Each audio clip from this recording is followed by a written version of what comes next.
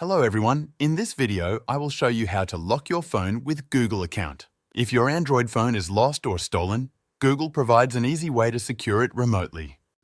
To secure a lost or stolen Android phone, you can use Google's Find My Device service.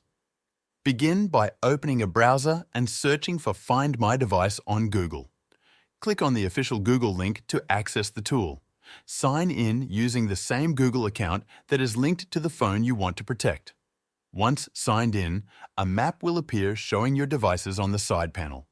Choose the device you need to lock.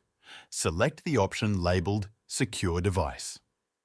You will be asked to confirm your choice, so tap Secure Device again.